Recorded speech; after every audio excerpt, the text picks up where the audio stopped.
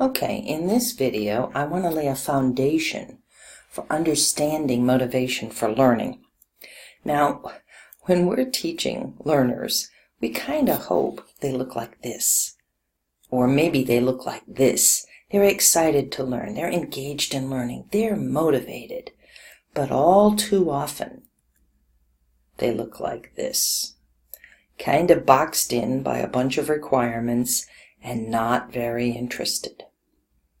Actually, when you do research on what teachers' biggest concerns are, it's kind of interesting because their biggest concern after the first couple of years, their biggest concern is classroom management. But after the first couple of years, veteran teachers' biggest concern is how do I motivate my kids to learn? So we're going to talk about that a little bit. And one of the reasons that it's difficult to talk about this topic is because there has been a gallon of research published on it, but everybody uses different words and different terms. And it leaves us all kind of wondering how these all are related and, how they tie together or contrast or whatever. And here are just some of the terms you've probably seen regarding motivation, especially motivation to learn. And people talk about intrinsic and extrinsic. They talk about attitudes. They talk about rewards. They talk about self-efficacy. They talk about agency sometimes, or attributions, or self-determination. But all of these terms and everything can be put together in a model that I've been using for teaching for a long time. But before we get to the model, why is it that motivation matters so much? Why is it that, like I said, veteran teachers, overwhelmingly, their biggest concerns is, how do I get my kids to be motivated to really learn? Well, there's an old saying, you can lead a horse to water, but you can't make him drink. You can put a kid in a learning situation, but you can't make them learn. In fact, that's true of any learner. Here's another one. The fact is that learning requires the willing, not just cooperation, but engagement of the learner. So I want you to look at that little purple word there, engagement. That's another way of talking about motivation, but what it means is being truly involved, thinking about what you're doing, trying to figure it out. Engagement is not just physical, it's cognitive. And we all know what it's like to learn without engagement. Okay? And I can give you an example. Like when you are reading something that you find really, really boring. Okay? So there you are, you're reading it, it's boring, shrug, shrug, shrug. Okay? And you get to the bottom of the page, and if you're like me, you think, what did I just read? I have no idea. Oh, you read the page all right, but you weren't engaged in reading the page. Your brain wasn't turned on. Unless you're engaged, you don't learn anything. And that's why motivation is so key to any kind of learning. Before we get to looking at all the factors that impact motivation, I want to talk very briefly about two different types of learning. There's incidental learning and intentional learning. This little girl who's playing hopscotch is not intending to learn her numbers, but she's going to anyway. That's incidental learning. It's learning that happens when you're doing something else. You're not trying to learn, but you're learning anyway. Interestingly, psychologists believe that about 80% of what we learn in this life is incidental learning, not intentional at all. Most of the words that we know, for example, we have learned incidentally in conversation and later in our lives by reading. You could never, we estimate that the average adult knows something upwards toward 100,000 different words in their native tongue. There's no way you could have learned those 10 words a week in a vocabulary lesson. We learn a whole lot of things incidentally while we're doing other things. But school is about intentional learning. So even though there's this cute little numbers game here, the kid who's doing this and the teacher both know that the purpose of this activity is to learn the numbers, unlike the little girl who's playing hopscotch. So for right now, I'm going to talk not about incidental learning that you do without effort, although we're going to come back to that when we talk about playing games. But I'm going to talk about intentional learning, which requires an effort and intention on the part of the learner. Okay, and this is a model, the expectancy by value model of general motivation, and it applies to any kind of task or achievement motivation. I've drawn it originally from Atkinson's work back in the 60s, and Eccles and Wickfield in the last decade, the first decades of the 2000s, did a lot of work on a similar model. But I've added a few things and combined a few things here. Okay, so basically, expectancy by value means essentially, when we are looking at any task, including a learning task, our motivation is conditioned by two overarching questions. Do we think we're going to be able to do the task? In other words, our expectancy of success. And does the task have value for us? Our value for succeeding at the task. And you will see that underneath expectancy and value are each 5 different things that we know impact those factors. Now, one thing I want to mention is that time sign in the middle is really important. Not because I'm trying to say that you can actually mathematically calculate the amount of motivation somebody has, although there have been researchers who tried to do that, but rather because expectancy and value are related not in an additive fashion. A little bit of expectancy and a little bit of value means a little more motivation. It doesn't work like that. They're related in a multiplicative relationship. In other words, no matter how high one of them is, if the other one is 0, you won't be motivated. Here's an example.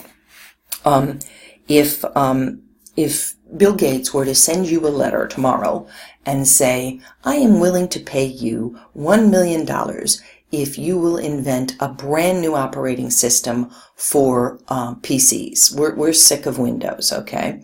Not surprising sometimes. And but the hitch here is that you have to invent this within a week. Now, how likely are you to start working on that project? Probably not very motivated to do so, because even though the value is very high, $1 million, I don't know about you, but I could use $1 million. The expectancy is low. You don't think it can be done in a week, and I think you're probably right. So 0 expectancy, high value, still 0 motivation. Likewise, I'm sure that every one of you would be able to go to your work or wherever you're going tomorrow with all your clothes on inside out. You have a high expectancy of success. It's not something difficult.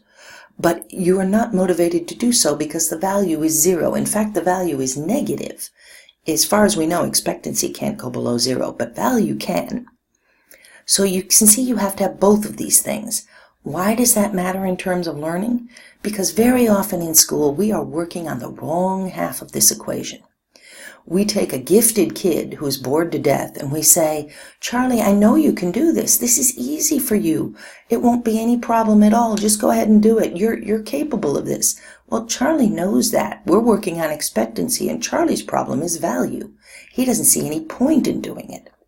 Likewise, on the other hand, I recently was teaching at Barrow Alternative School, and there were kids there who in 3 years of high school had managed to earn, 1 1/4 credits. And they hammered at those kids every day about how important it was to graduate and how important their diploma was. And without their diploma, they'd never be able to get a good job. They were hammering on value. But those kids' problem wasn't value. They were in that alternative school because they knew the value. They could have dropped out. Their problem was expectancy. They didn't think they could do it. They didn't see any way to graduate. So it's really important to think about what you're working on when you're talking about motivation. Okay, so let's look at the pieces of this model a little more carefully. Every one of these pieces has been carefully researched by a number of people, and I'll mention a few people whose names you might know as we go through. First, let's look at the 5 factors that we've identified here as relating to or adding to the expectancy of success. Okay, expectancy. Do we think we can do it? Self-efficacy. This is Albert Bandura's big thing. Self-efficacy is your feeling of competence in an area. So you're a lot more motivated to do something if you feel competent in that area. For example, if somebody hands me some kind of task to do with reading, I'm pretty motivated because I know basically I've never run into anything I couldn't read that was in English. Okay, there's a few things that are a little hard to understand, but I'll fight with it because I have very high self-efficacy in reading. On the other hand, tell me we're having the departmental softball game, and I am not very motivated to attend because I went all the way through gym class in school as the klutz. I'm not good at that kind of thing. The only thing I do well in terms of gym and physical education is I ride horses well. I'm good at that. And I can swim decently, but that's about it, Charlie. Never been good at games. So your general sense of self-efficacy in that area really impacts your expectancy of success. Another term you might have heard is growth mindset. This is work done by Carol Dweck, and she used to call it view of ability, but growth mindset was a lot catchier. And her work shows that if we believe our abilities are locked in, are fixed, and can't grow, then we're not very motivated. But if we believe that with effort and experience, our abilities and skill will grow, that definitely increases our motivation. So, for example, you will hear people say things like, "Oh, well, I'm not surprised little Susie's not good at math. I was never good at math. My mother wasn't good at math. We just don't have math brains." Okay, that's a very fixed mindset. The idea is either you're born with it or you're not. Okay? On the other hand, if you can convince little Susie that learning math is just a question of putting in the time and energy and effort, then she's going to be a lot more motivated. Locus of control is another great one. We're more motivated to do things that we feel some control over. If we feel like we have some choices, we have some control, and especially we have control over our success, that our success is not at the whim of somebody else, then we're a lot more motivated. For example, again, the kid who feels like that to get a good grade in class is you only get a good grade if the teacher likes you, is not really motivated to try very hard because it's out of his control. Okay? The kid who believes the teacher is grading fairly and will give a fair grade for a fair piece of work, that's a better sense of control, especially if he believes he can do it. Now, there are two other pieces that haven't been researched that much, although one of them has in the area of reading, and that is time and support. You're more motivated when you think you'll have enough time to do something. And in fact, we do know that in reading, when we give kids time to do reading, they're much more motivated to read.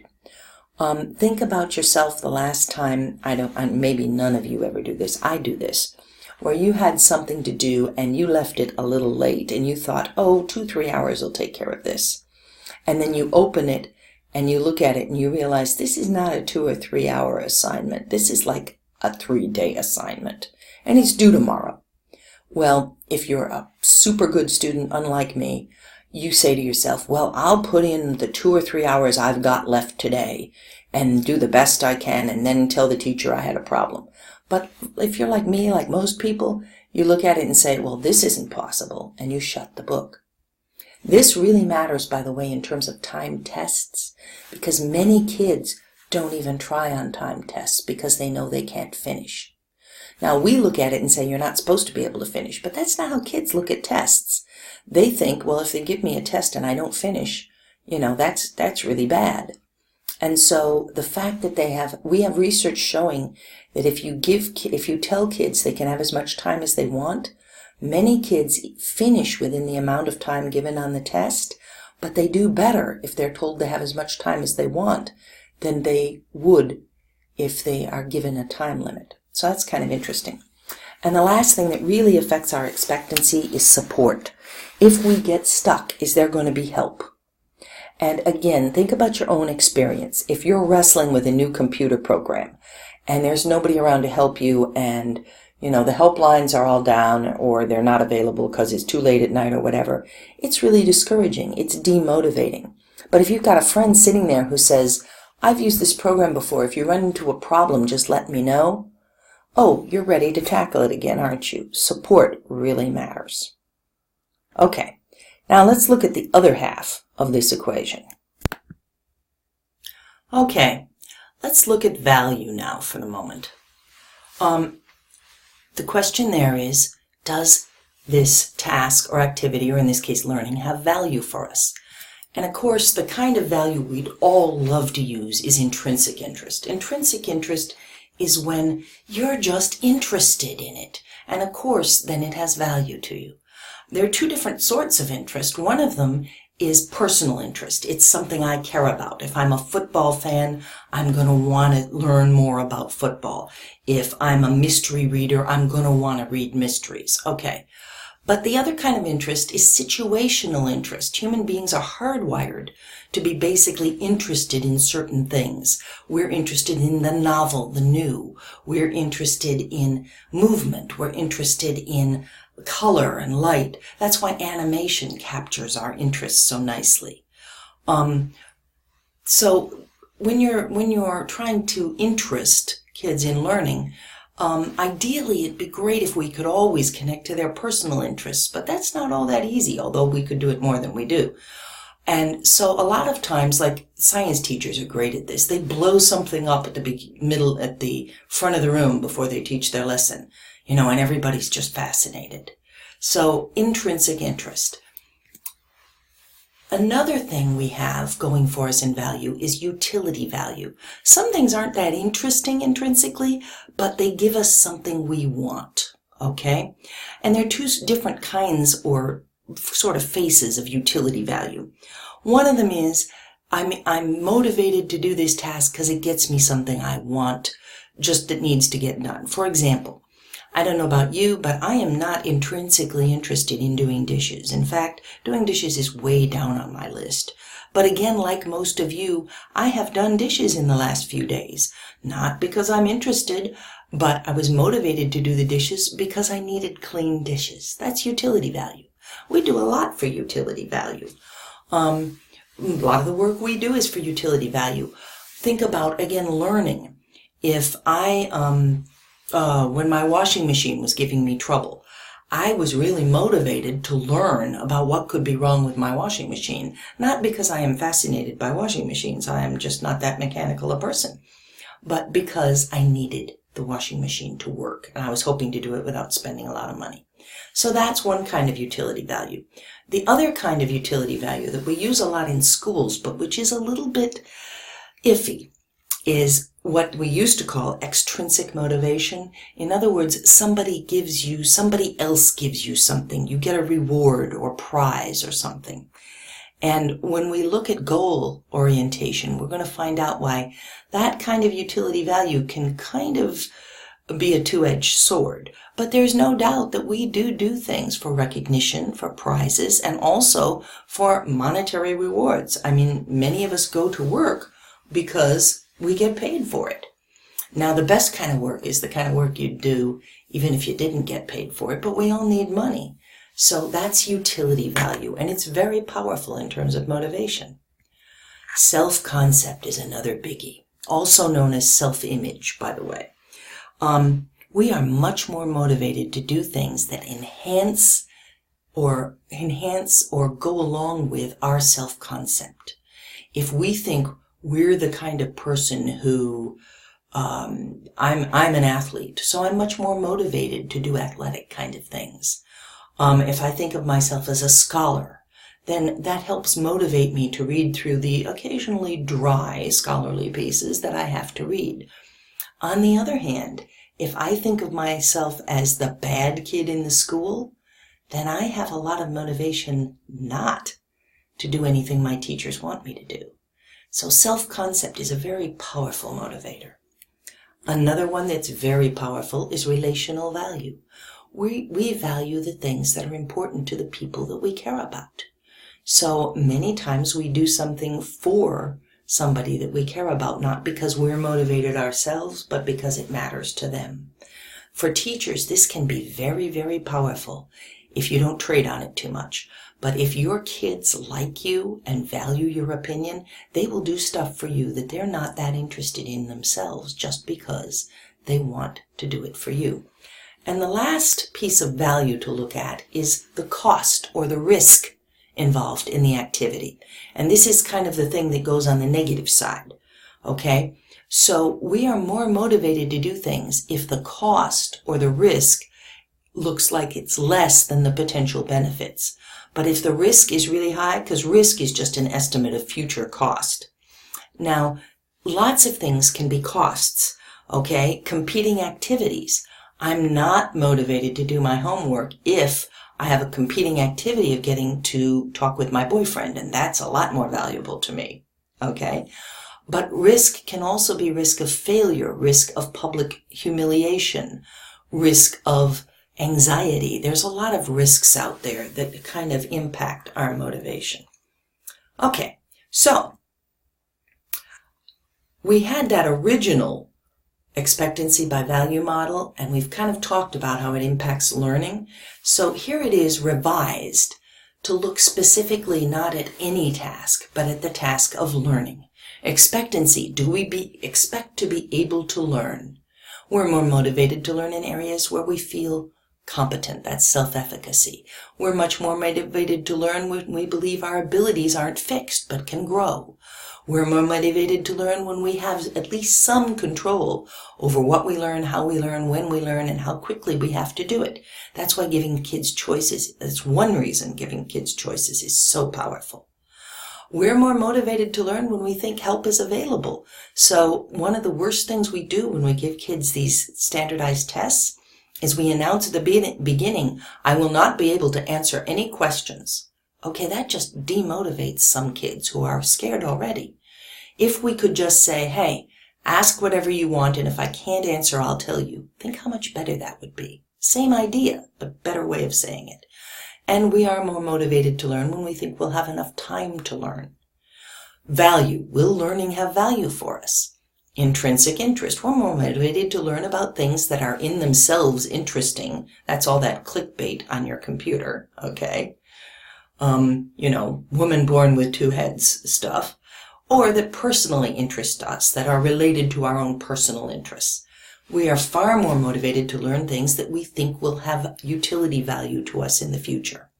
So I may not be fascinated by the idea of figuring out how to fill out a job application, but if I'm looking for a job right now, oh yeah, I want to learn how to do that. We're more motivated to learn things that enhance rather than threaten or contradict our self-image. This is a lot of the cultural, this really relates to a lot of the cultural issues that we run into in learning. So if I'm teaching social studies and I'm teaching about the westward expansion and manifest destiny, if I'm teaching Native Americans, that's pretty threatening to their self-image, isn't it?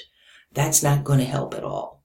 If you're in English as a second language teacher, you know that when you teach English to people who come to this country with a different language, it's really important not to make it look like, well, English is better and that's why you have to learn English. Okay? It's not about better, or you threaten their self-image. Relational value. We're more motivated to learn when learning facilitates or enhances our relationships with people we care about. This is why the right kind of cooperative group learning, it's one reason it's so powerful. Because, and you all remember doing this in projects, you would do things because you didn't want to let your group down. That it's one of the ways you motivate yourself, right? And obviously, we're less motivated to learn when the cost of trying to learn, which could be time or effort or competing activities or especially risk of failure, seems pretty high compared to any possible benefit. Okay, so we've had a chance to look at that whole model of learning, and there is one other thing I want to talk about very briefly, and it's about goals, okay? We all say we want learners to be motivated, and we do, but we need to be careful about what we're motivating them to do, okay? And learners especially have typically one of two different goals in learning. Learners that have a mastery goal, or sometimes called a learning goal, are actually focused on trying to learn. They're trying to learn the thing that they're working on or studying. But very often in school, we cause learners to have more of a performance or an ego goal. Either of those two words works. And then that's when learners are focused on looking like they're learning, or at least looking like they're not failing. And the more you focus on looking like you're learning or trying not to fail, the less you learn. Again, here's examples. If we've all known the kid who walks into a test and says, "Oh man, I didn't even study last night." Yeah. Well, he's doing that because he's trying to not look like a failure. So if he doesn't do well on the test, it's not because he's stupid or he couldn't learn it. It's because he didn't bother studying. He's too cool. If he does well on the test, man, he did that well without even studying. But we all know the activity of actually not studying does not help you learn. Several of you work in music, and this is something that we see in music too. If you're trying to play that piece beautifully, and you're into that piece, and you're trying to interpret that piece of music, you're going to play and learn to play a lot better than if you're sitting there nervous about what people are thinking of you. Okay? Unfortunately, in school, we do so much judging of children that we almost push them toward a performance or an ego goal rather than leaving them free to have a mastery goal. There are just two other things I want to talk about in regards to motivation and motivation for learning. One of them is a theory from somebody you've probably already heard about, Abraham Maslow, and he talked about a hierarchy of needs that we have that motivates us. And he had several different versions. Some had 6 levels, some had 8 levels. This is perhaps the best known one with 7 levels. But the point of this hierarchy is he would have said that people always meet physiological needs before they meet safety needs, before they meet needs for love and belongingness, all the way up. People since then have challenged this because, of course, once you reach the point of self-actualization, like an artist maybe, who just has to paint, people have actually ignored their physiological needs and their needs for safety and even their needs for love in order to follow that dream of painting. So it's not as though this hierarchy is absolutely set in stone or that you can't change it, but it does show us that usually the utility needs of physiology, food, drink, breath, and safety, and even love and belongingness, those utility needs, well, love and belongingness is more like relationship, but the utility needs of safety and physiology and then relationship needs will usually trump other kinds of needs, other types of motivations. So what all this means is just the common sense thing that if a child is concerned about whether they're going to have enough to eat or is hungry or they feel unsafe, they're not going to be up there with cognitive needs. They're going to be dealing with their safety and their hunger. And even if they don't feel cared about or they don't feel a sense of self-esteem, those motivations attached to those needs will usually trump their desires to learn, their knowledge, understanding, curiosity, that kind of thing. So that's one theory I wanted to put into this mix. And then the last thing I want to talk about is authentic learning tasks. Authentic learning tasks combine all kinds of good things about what we know about motivation. An authentic learning task is defined as something that teaches important skills and ideas, so it's a learning task, but it also serves a real purpose. In addition to being a learning experience for the student, it is something that serves a real purpose in the world, something the student would find worth doing even if he or she weren't in school and weren't getting a grade for it. So enjoyment can make something an authentic learning task, okay? And the value of authentic learning tasks is huge. because an authentic learning task, for one thing, increases self-esteem. If you're accomplishing something purposeful, that adds to your self-concept. It also typically taps into either intrinsic or utility value, intrinsic interest or utility value. Very often it's connected with some kind of relational value as well. You're doing something for somebody else. And let me give you some examples, okay? Because I think it'll be easier to see. Growing a school garden is an authentic learning task. You're learning, if you are learning, about the plants and biology and photosynthesis and all that other cool stuff and the needs of plants, but you're also growing food that you want to eat or that you may take home to your family or you may give to people who need food, things like that. So that makes it an authentic task. If you're in a gym class and instead of just having kids run laps for gym class, they enter Relay for Life and they train for Relay for Life and they do it, that is an authentic learning task. They're going to be far more motivated to do that running because it's serving a real purpose. Any kind of performance is an authentic learning task if the learners care about doing well in the performance. In other words, if they care about who's in the audience. So as you can see, an authentic learning task is in the eye of the learner. Okay, one of the most successful reading programs for athletes who were struggling readers had them tutoring younger children. So by teaching the younger children about reading and by reading with the younger children on the level of texts that they could access, they increased their reading ability, but they also helped the little kid. So athletes who normally perhaps, these athletes, not all athletes certainly, but these athletes who were not particularly motivated to read because they were struggling readers, were more motivated to read because they were helping somebody else. Okay? But an authentic learning task can also just be fun. Here's a Mindstorms robot. The robot's not carrying anything. It's not accomplishing any great purpose in the world, but it's just a lot of fun. So it is, again, something that is authentic for the kind of kid who likes robots.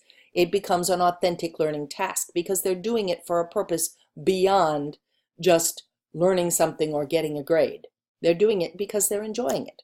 Okay? Now, if you've got a kid who doesn't enjoy playing with robots, I don't know too many, but if you did, it would not be an authentic task for that child. So a really good example of all this is sustained silent reading in school. Well, if you give kids time to read and they like to read and you let them choose a book that they want to read, not some book you hand them, then sustained silent reading becomes an authentic learning task for those children because they're learning, because by reading you always improve your reading, but they're also doing something that they would find worth doing outside of school for fun. For the kids who don't like reading, it's not an authentic learning task. It's just something you have to do. So that's something, when we look at project and problem-based learning next week, that authentic learning tasks are going to feature very heavily in that. So I wanted to cover them and talk about them. So anyway, have a great week.